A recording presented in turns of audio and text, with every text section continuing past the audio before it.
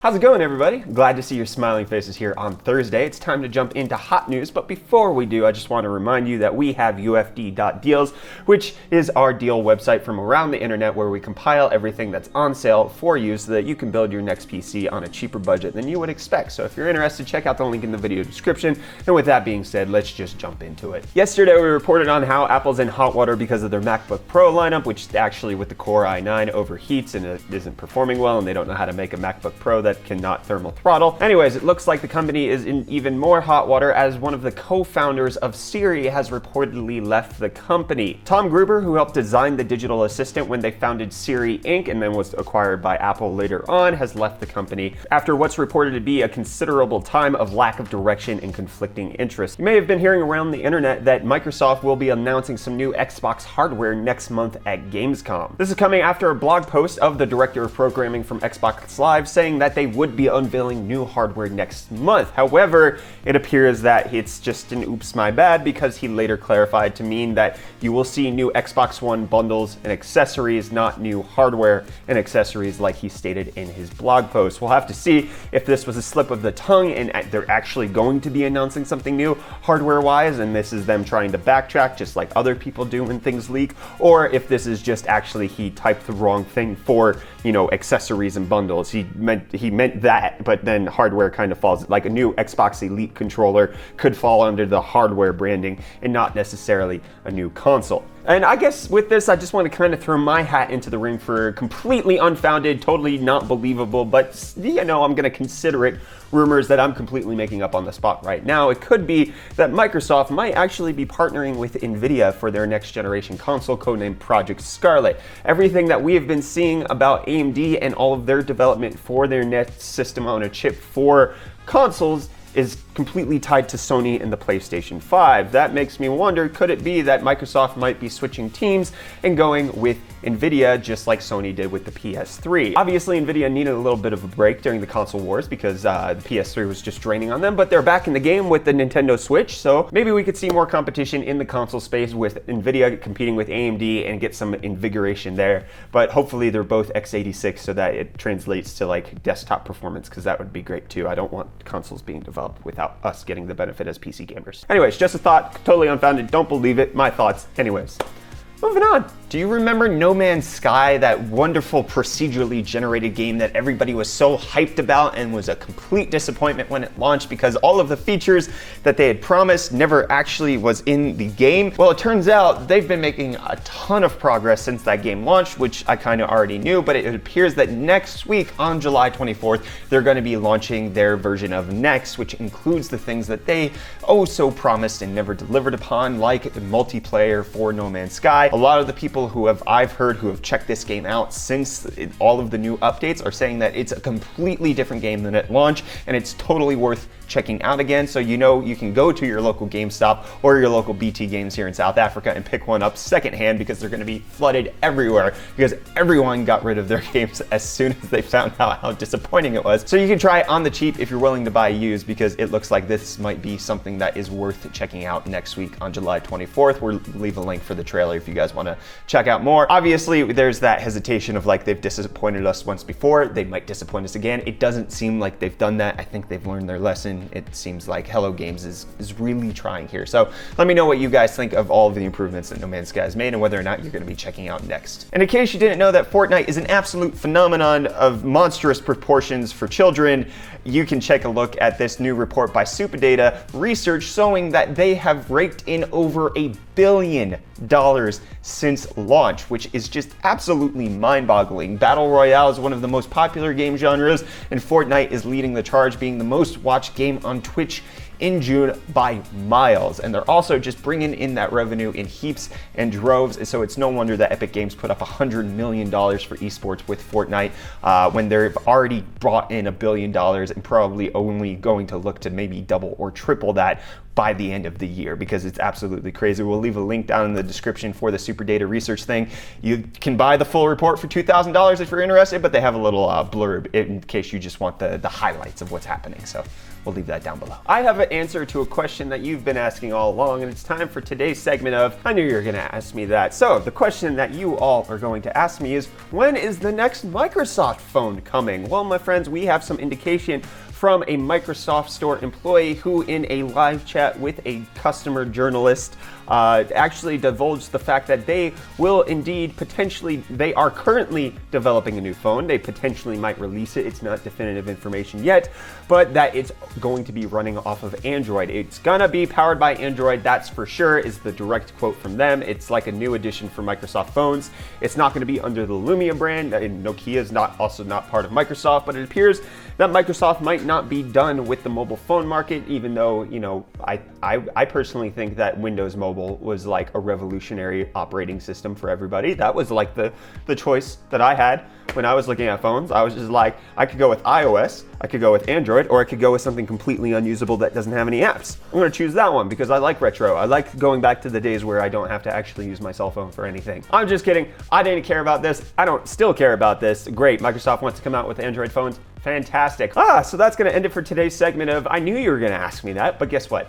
You weren't gonna ask me that. Nobody's asked this question. Nobody wants Microsoft in the mobile phone game. I still don't want them in it, but hopefully, you know, you'll have more options. Microsoft Android coming soon to a theater near you. But let's talk about some phone technology that people actually care about. I mean, that's protecting your phone from drops and shatters and stuff like that. When you drop your phone, like hopefully it doesn't hit the floor, you wanna make sure that it's safe. Well, the people at Corning have unveiled Corning Gorilla Glass 6, which is engineered to be tougher to endure more drops. So they're saying that it survives on average 15 drops from 1 meter up onto rough surfaces, and it's twice as good as Gorilla Glass 5. Now, the scratching ability on Gorilla Glass 6 is no different. Apparently scratches just as easily or hardly, however you want to factor that information, but it appears that dropping the Corning Gorilla Glass 6 is going to result in much less cracks and much less devastation to you, your wallet, and your contacts who you can't reply to because the glass is getting stuck in your fingers as you're trying to talk to them. Good on you, Corning. The company is saying that it's going to be several months until the glass sees its way onto its first device, so we're likely not going to get it on the Note 9 or the next generation of iPhones, but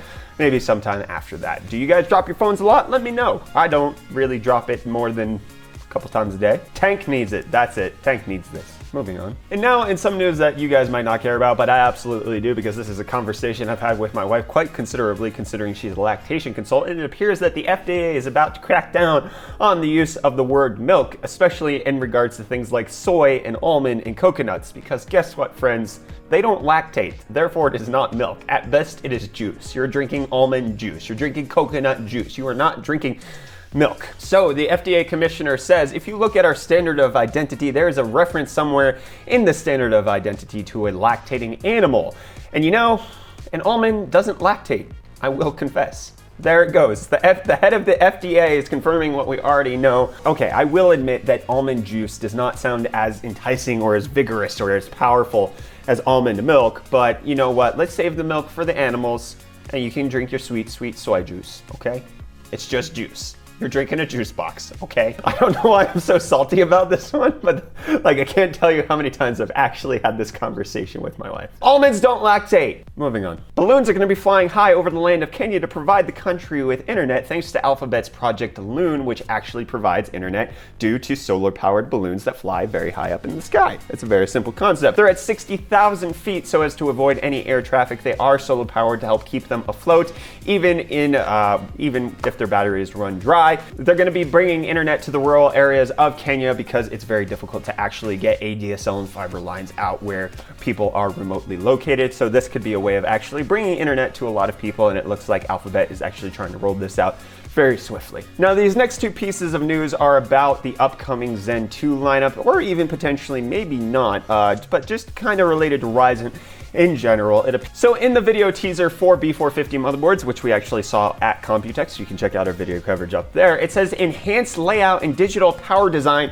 for 8-core and up CPU. In case you're wondering, there are currently no more than 8-core CPUs on the AM4 platform. So this could be MSI potentially hinting at an upcoming Ryzen CPU that we've not yet seen. It could be the rumored 2800X that AMD has been holding back for Intel to release their 8-core Coffee Lake CPU that we were also expecting. Or this could be a typo on like one of their promotional videos, because it's meant to say 4-core and up or 6-core and up, not necessarily 8 cores and up.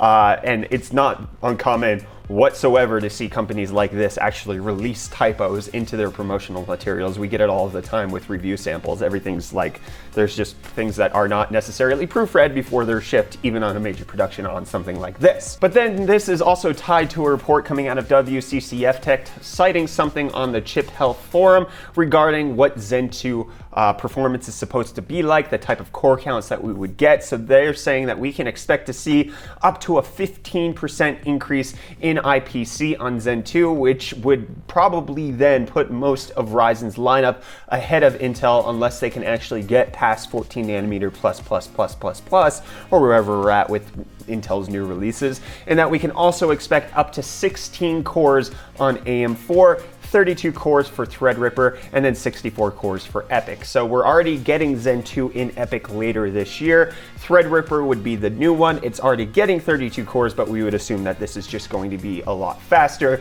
The interesting thing is actually fitting 16 cores on an AM4 socket. The reason that's interesting is because on an AM4 socket like this, they can only fit 2 core complexes, which is how we get 8-core Ryzen processors. This is the Ryzen 7 2600, so this only has 6 cores, but each core complex only has 4 cores because that's at most what they can fit. The reason Threadripper has higher cores is because it's a bigger socket, so it can fit more core complexes on the actual design itself. The only way that we could potentially get 16 cores is if the core complexes and the cores themselves shrink in size. Now that's probably what we're going to be getting with Zen 2. It's going to be on 7 nanometer, so it will be a lot smaller than the current Ryzen lineup, and therefore we could get smaller CPU designs there. So my guess is if MSI is really hinting at an above 8-core CPU for AM4, it's not going to be the Ryzen 7 2800X, because as far as I can tell and everything I've seen from the design of these CPUs,